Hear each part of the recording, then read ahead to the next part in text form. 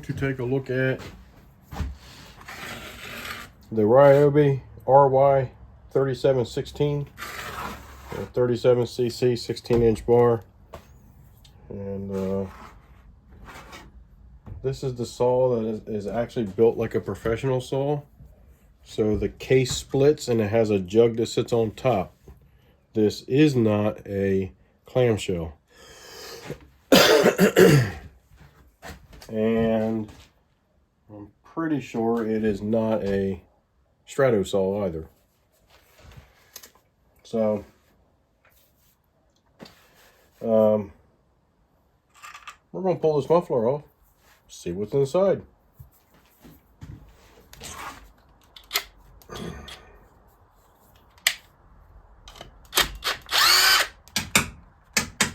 So the last time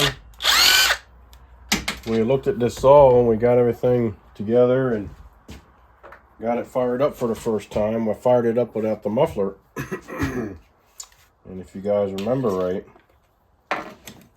the RPMs were sky high. And but when I put the muffler back on, those RPMs came right down. That is due to, with the muffler being off, she was running real lean, which ran them RPMs up. And I would have to adjust that carburetor for more fuel to bring those RPMs back down. And so when I got this muffler on there, this muffler is basically plugged up with a bunch of crap inside. If I remember right, we took a peek inside here, and right there where that dark mark is, right in this area, is a catalyst. So it's got a little converter in there along with baffles. So that was choking it up so much that it didn't need a whole lot of fuel because it wasn't making as much power to begin with. So we are going to fix that problem. So let's get this muffler open. Let's see what's inside. Let's see what we got to do to get this more free and more flowing more freely. All right, guys. So this is what I do to do this. There's other people that do it different ways, but this is what I do. This is what I like to do, and it does not take that long to do it, and it looks clean when you're done with it. It doesn't look chopped up. It doesn't have a bunch of boogered up welds on it or anything like that. So I'll show you how I do it, and you do it the way you want to do it. All right, so let's go outside because we're going to make some sparks. Everybody likes sparks, right? I've showed a couple of these before, but we got this saw as a project saw. We're going to do some things to it, so this is one of the things I'm going to do to it. Some of you guys who might be new to the channel might not have seen this yet, but I do have a couple of videos on doing these types of mufflers and what I do to it. So search through my videos and you'll see some of the ones that I've done on how I open up these mufflers and clean out the insides. I just want to say, guys, make sure you subscribe and send me some comments. Make sure you plug your ears up with some hearing protection. Make sure you got some eye protection.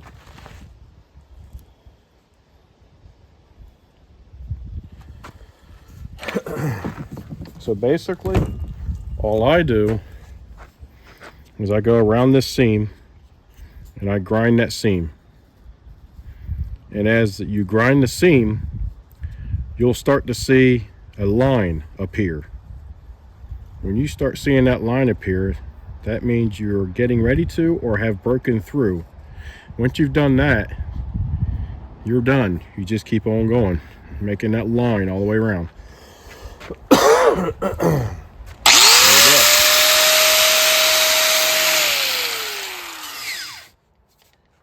All I have is I believe it's a 60 grit. Yep, a 60 grit flap oil. You can use a hard wheel too.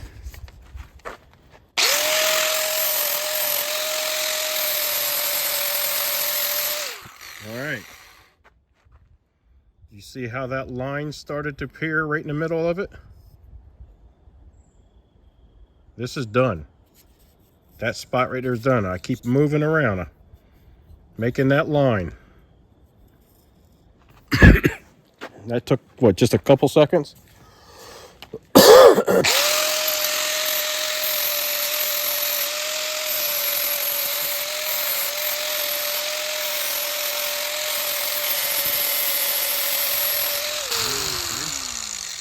Keep making that line all the way around.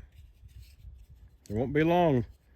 What, I'm halfway, yeah, I'm halfway around already. What are we, a minute into it?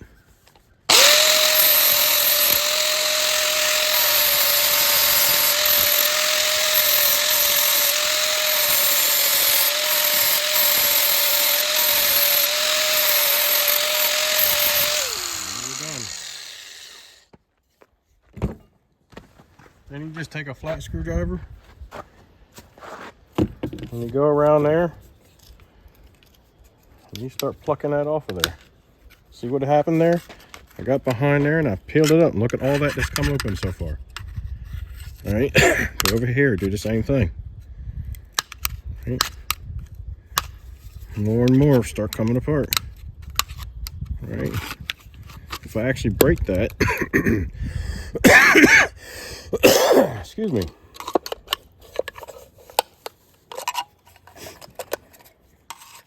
There we go. It's just peeling right apart.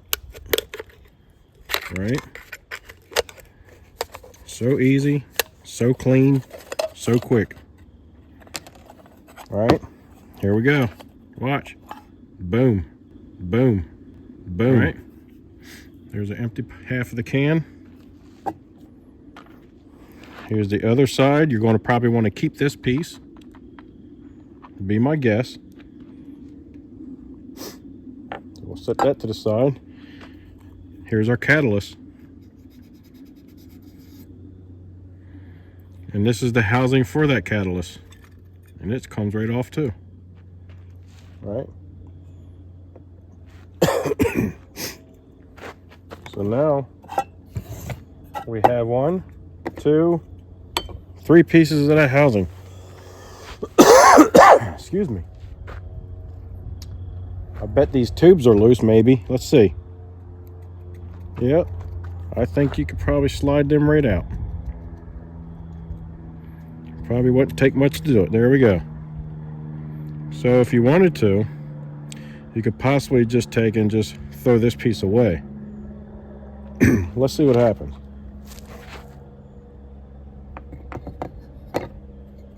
What I got a feeling is, because I've done this before trying to get rid of that housing, is that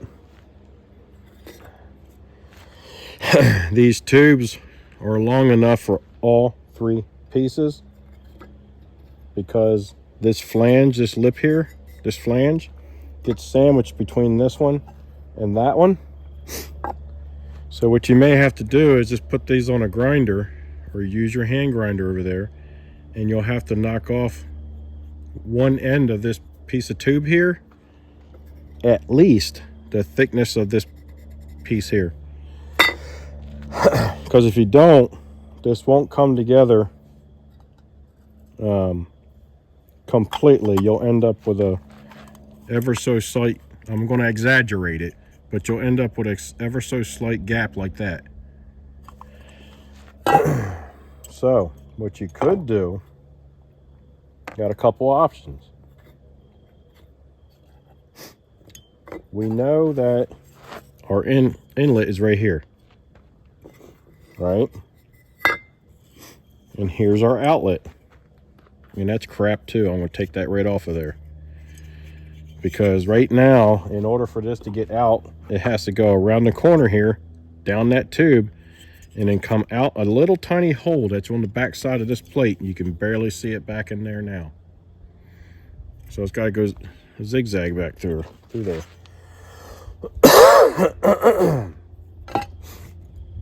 So if you didn't want to grind these down, and it wouldn't take a whole lot, what you could do is, on this particular one, is cut all this out leaving maybe a 1/4 inch above this hole, these two holes here. Cut all that out right there. And then you would have a straight shot. See? It would come through here and right out there. Instead of going through here, down there, across there, then back up here, and then across here, and then out there, and then over there. That's a lot of turns.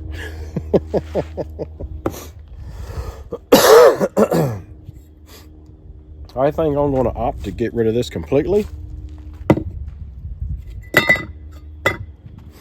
And I will fine-tune the length of my tubes here to accommodate getting these two halves to close up completely. Okay, so the only thing you got to do now, one half will be super clean already.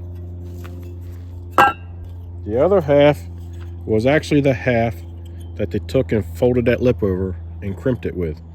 So it's going to be a little jagged and very sharp. No problem. Just take your grinder and smooth all that out. Take a few more seconds.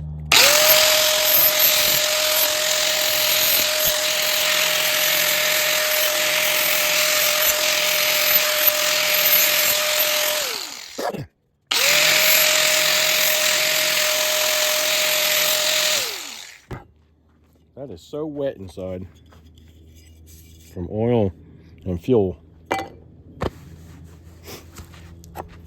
All right, so look at that, nice and clean. Ever so slight minimal gap. Your two little bolts are going to pinch all that together and hold it right together for you. And look, when you look inside of there, look, you can see my hand on the other side of those bolts, bolt holes, right? Oh yeah, that's gonna be nice. So it goes in here, exits out right here. So ever so slight turn, no big deal. It's a lot better than the maze it had to go through with this in there. And I like putting these back in so that when you do tighten this can down, you actually don't crush, you know, you don't crush this part of it, right? Because you're going to snug it up good, you're going to pull that in. You might pull it in too much. Okay, so the other thing that I wanted to get rid of to improve on flow is this baffle right here. Because in order to get out, it comes in, fills the cavity, cuts around this corner and goes through there, right? And then once it gets through there, it has to go out through this tiny hole behind here. This is just a deflector, all right? And we're going to do something with that too. You can take your grinder and just grind that whole thing right off of there. Here we go. Can you see me? Yeah, you can see me.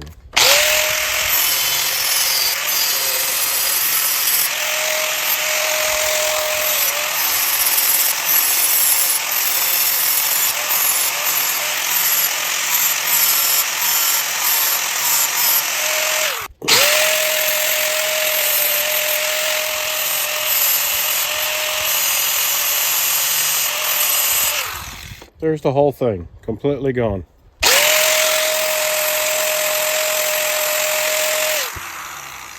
All right, nice and clean. No more baffle, no more screen, no more nothing. See that itty bitty hole? That is tinier than my pinky. So let's go inside. Let's get the drill bits. Just steady working on this, non-stop, right? No talking, no filming, no nothing. I probably have anywhere from 5 to 8 minutes on this. That's nothing. You know, if you're going to build a pipe for it, like I did for my 455, right? I built the iron horse pipe for that. Love that pipe. It's awesome. Or you bought one of those expensive bark boxes. So what's 5 to 8 minutes so far, right? Might have a total of 15 minutes in the whole thing. Can we go bigger? Sure can. Because if we could, we'd like to go to here and here. If we can. Let's try a 1/2 inch. I think we got room for a 1/2 inch. Let's try it.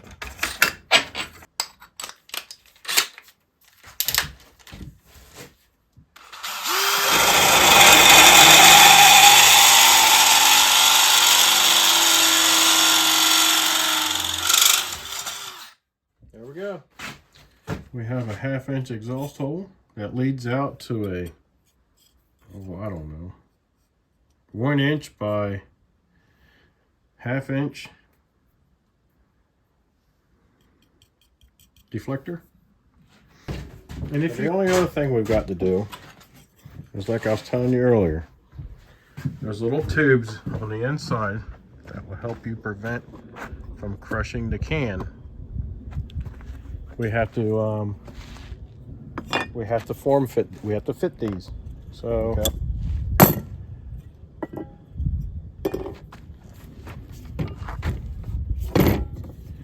Take your grinder and set it up like so.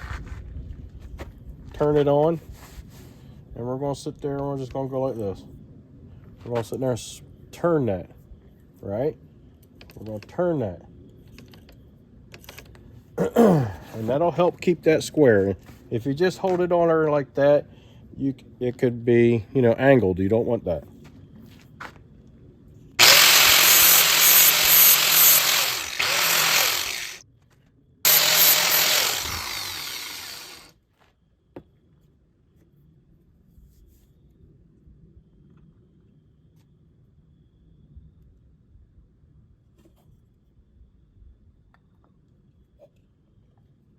That's even better.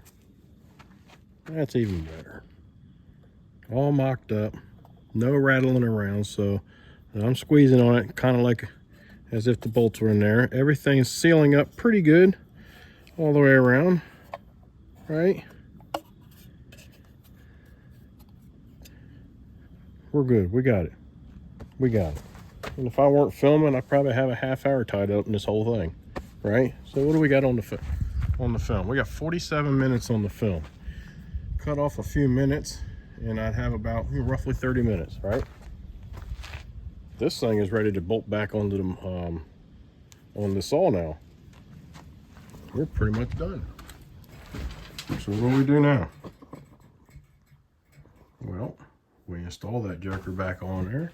We fire it up. See what we have to do with it. We'll probably have to do some tuning now.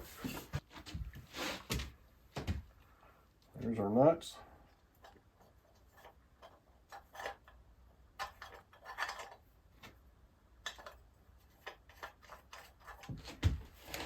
Snug everything up.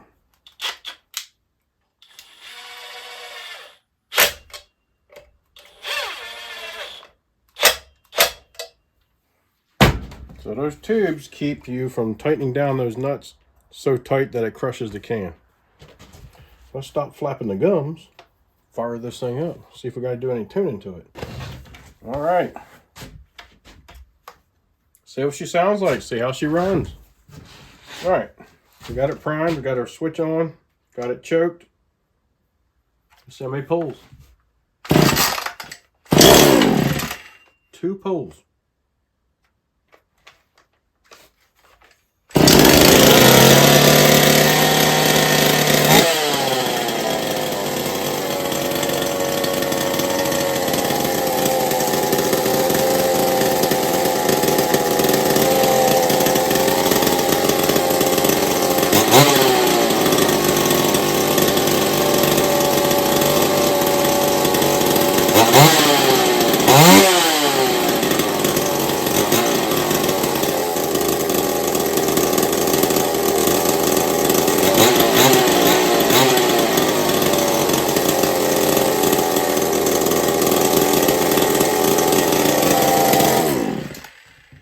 Alright, so if you notice now, so when I had the muffler off, the idle was high, really high, higher than what it is now. Put the muffler back on, that idle came down, and then Now we've gutted this muffler. That idle has come back up again, but not quite as high. So that tells us that we have made a difference. All right.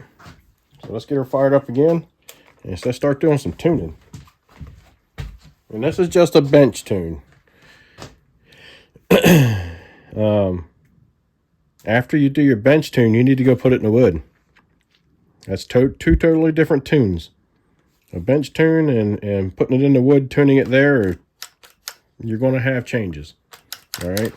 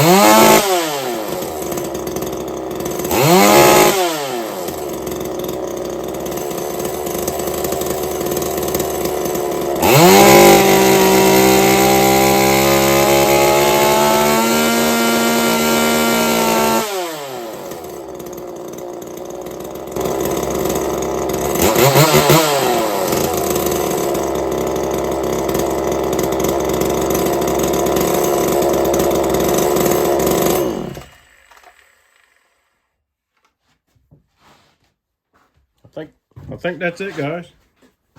It's bench tuned. Seems to be doing pretty good. We had to make changes to it after the muffler mod. So that tells me it has improved the performance of that saw. That should easily produce more power and more torque force out of a little 37cc saw. So if you ever run across one of these Ryobi's RY3716s, grab it.